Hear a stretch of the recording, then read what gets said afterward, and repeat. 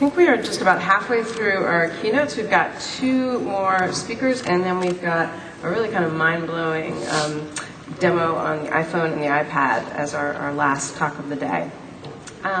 So let's see, before I bring up our next speaker, I just want to ask you to think for a moment. How many of you give away a really expensive, complex product? Just give it away free. I just want you to think about that. I don't need to raise your hands, but my guess is that not very many. It's not that common that we choose our business models based on giving away valuable stuff. But our next speaker, June Cohen's organization, does that. She is the executive producer for the TED conferences, and she's going to talk about their video strategy, which involves delivering a ton of high-quality video for free. Now, as many of you know, a typical TED Talk is about 18 minutes. So we have given her 18 minutes here today, and I'm just delighted that she's here from New York. I hope you'll welcome June Cohen.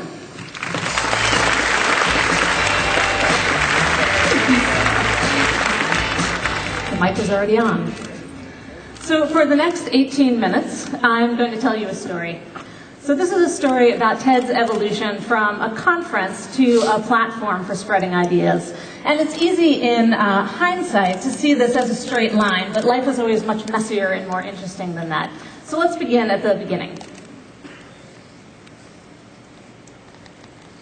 So TED began in 1984 as a conference focused on technology, entertainment, and design. But over the years, we grew ever broader and now incorporate really anyone with an idea worth spreading. Architects to entrepreneurs, philosophers, photographers, philanthropists. Each of our speakers are given 18 minutes on stage to give the talk of their lives, but no pressure. And then we record all of these talks, of course. Now, for the first 22 years of its history, TED was a closed system. What happened at TED stayed at TED. But 5 years ago, TED's new owner, Chris Anderson, decided that these talks deserved a wider audience. So in 2006, we began putting them online for free. First as our podcast series, TED Talks, and then later on TED.com. Now, in 2010, these talks have become sort of a familiar part of the online ecosystem. We've kind of grown up along with online video. But I'd like to take you back 4.5 years to when we originally made that decision to put them online, because almost no one thought it was a good idea.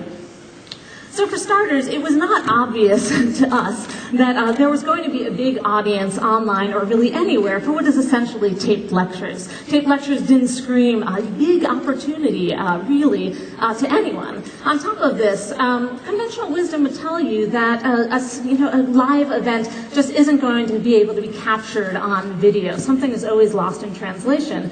And on top of this, our talks are 18 minutes long, which is 15 minutes longer than anybody watches online. But we really believed in the idea of these talks. We had been so inspired by the speakers. We felt that if we could do our jobs right, we could capture that magic and bring it out to the world and share it. And this was in line with our mission. So when we launched TED Talks, our goal wasn't to sell more tickets to the conference. It wasn't to build the TED brand. Our specific stated goal was simply to spread ideas. But this was also risky from a business standpoint. So when you run an elite event, which is essentially a luxury item, conventional wisdom, again, would tell you that you have to keep your commodity scarce and your prices high. So releasing the content for free was very risky. So many people worried that this might capsize our business model, but in fact what's happened is that it's been buoyed up. So in the first year that we started launching the talks online for free, we increased our ticket price by 50% to $6,000 and sold out in 1 week with a 1,000-person wait list. Now this completely took us off guard. And to be honest, we've been really surprised by what's happened since then. So at this point, we now have nearly 700 talks online, and they've been watched 250 million times around the world. And so the next logical question is why? Why? How? What's driving that growth? And those are questions we ask ourselves all the time. I wanted to share with you today some of the factors that we think are driving that viral spread. So this is Jason Wishnow. He's our director of film and video at TED, and he knew instinctively that for these talks to succeed, they had to work not just on film, but on the 2-inch screen that most people would be watching them on. And so everything we do, we kept this user in mind. We improved our staging and lighting. We focused on tight shots so that the speaker could really connect emotionally to the audience, even though they were peering through this tiny portal. TED Talks are also filmed on multiple cameras so we could get a dynamic edit. What you're seeing here is Bill Gates on stage at TED 2009. He was about to release mosquitoes into the audience, but we actually didn't know that. So we needed the 6 cameras in order to get that shot. TED Talks also start strong, so we don't include the introductions or even the speaker's own rambling, thank you, great to be here, lovely room. We skip right past that and get to the point where the speech really takes off. And the reason we do that is that users online are extremely vulnerable to distraction. So if you hesitate for a moment, an email will come in, an online search will start, you've lost them. Now, media habits are changing, and they're changing fast, which I think everyone in this room knows. Different people watch video at different times in different ways. So to reach the widest possible audience, we've from the beginning been releasing TED Talks across multiple distribution platforms. So you see here the chart of how our views currently break out. Less than 50% of our views currently are on TED.com. 50% are on TED.com, with 20% from downloads or podcasts, 15% on YouTube, 6% from our embeddable player, and 7% from other sources like CNN or Virgin America flights, where you can watch our talks in flight.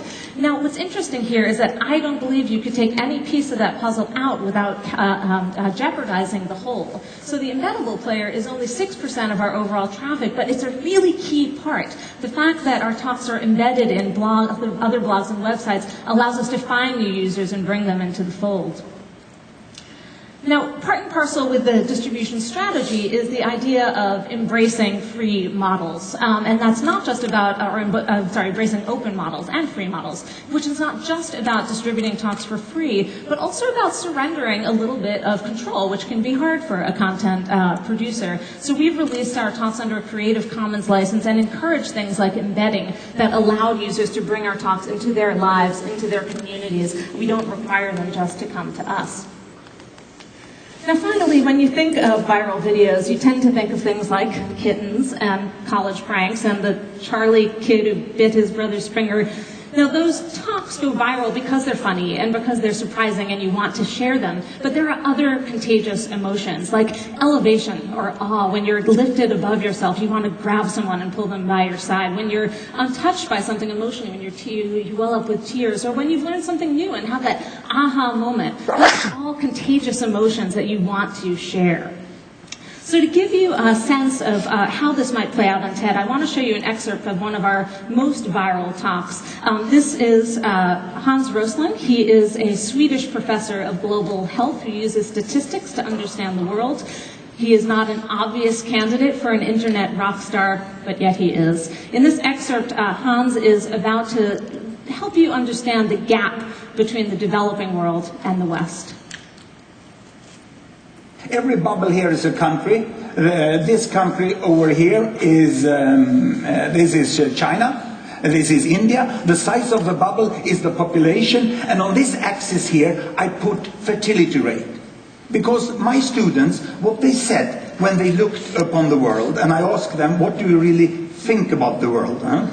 Well, I first discovered that the textbook was Tintin mainly, and they said the world is still we and them. And we is Western world, and them is third world. And what do you mean with Western world? I said, well, that's long life and small family, and third world is short life and large family. So this is what I could display here. I put fertility rate here, number of children per woman, 1, 2, 3, 4, up to about 8 children per woman. We have very good data since 1962, 1960 about, on the size of families in all countries. The error margin is narrow. Here I put life expectancy at birth, from 30 years in some countries up to about 70 years. And 1962, there was really a group of countries here that was industrialized countries, and they had small families and long lives. And these were the developing countries. They had large families and they had relatively short lives. Now what has happened since 1962? We want to see the change. Are the students right? It's still 2 types of countries? Or have these developing countries got smaller families and they live here? Or have they got longer lives and live up there? Let's see. We stop the world. And this is all UN statistic that has been available. Here we go. Can you see there? It's China. They're moving against better health. They're improving there. All the green Latin American countries, they are moving towards smaller families. The yellow ones here are the Arabic countries, and they get larger families, but they longer lives but not larger families. The Africans are the green down here, they still remain here. This is India. Indonesia is moving on pretty fast. And in the 80s here, you have Bangladesh still among the African countries there, but not Bangladesh. It's a miracle that happens in the 80s. The imams start to promote family planning, and they move up into that corner. And in 90s, we have the terrible HIV epidemic that takes down the life expectancy of the African countries, and all the rest of the world moves up into the corner where we have long lives and small family, and we have a completely new world.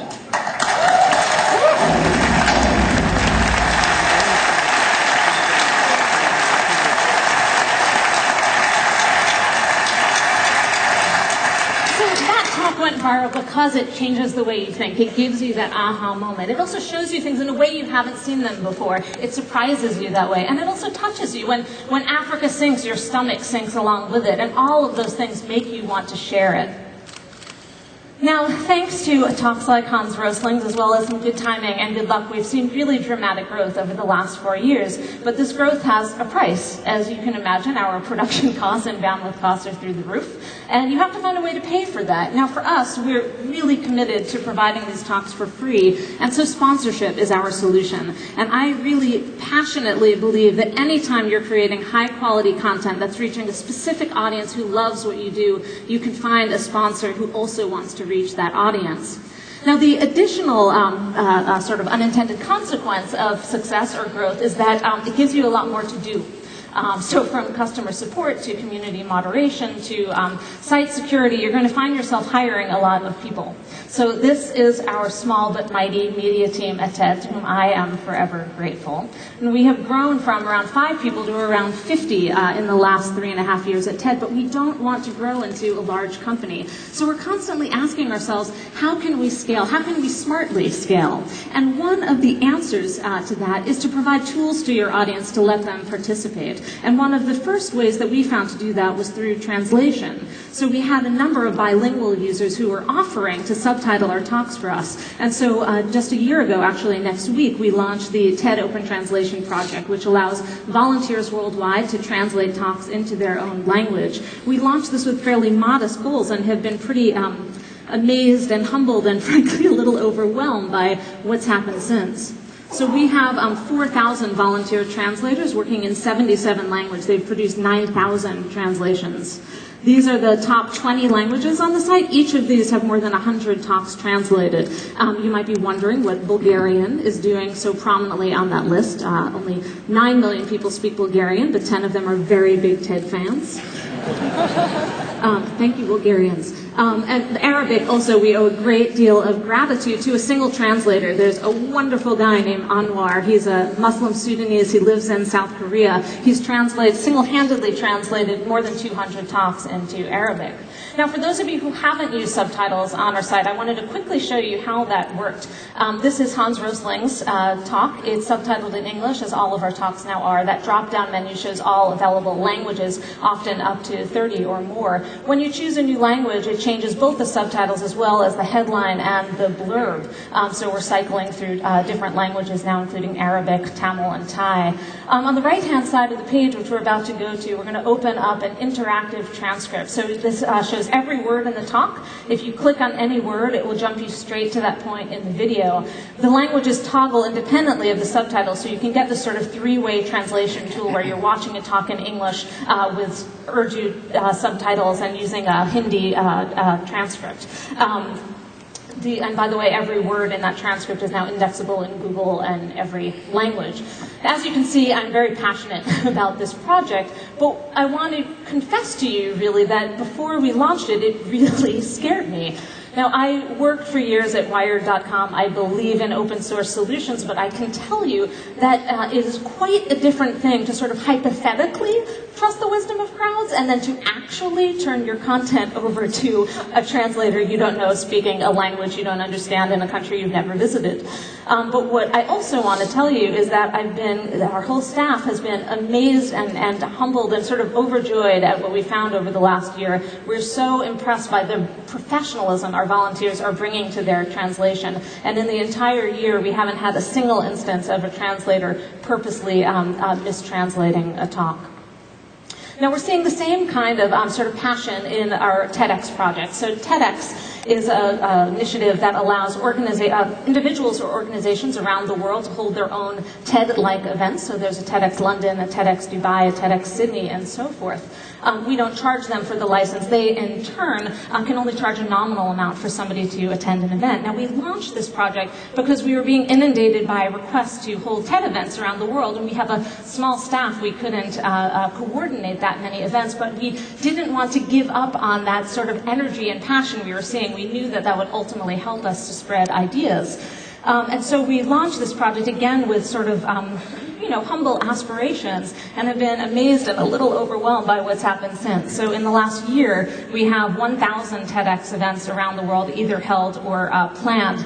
They're in 70 countries, 35 languages, 50,000 people have already attended a TEDx event. And we are amazed by the ingenuity and entrepreneurial spirit of these organizers. So there are events like TEDx Berlin, or TEDx Tel Aviv, TEDx Stockholm, TEDx Sao Paulo, held with 1,000 attendees in gorgeous theaters and wonderful speaker lineups. We're back at TED HQ, we watch their web streams online, and we're like, did you see what they just did? That's a good idea. We should do that. Like, we are learning from them.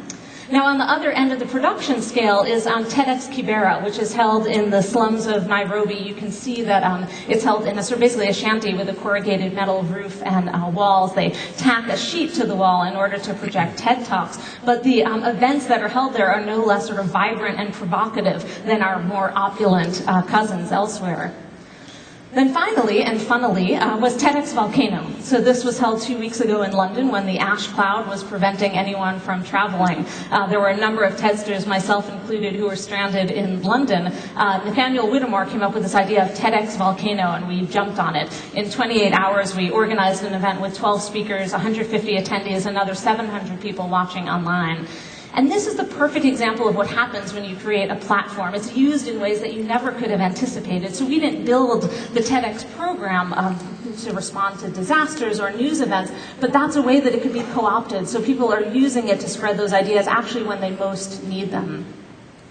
Now, throughout each of these projects, we're really pursuing what I call our philosophy of radical openness, and we call it radical because it makes other people extremely nervous for us. They're like, you're giving away your brand! And it made us really nervous too.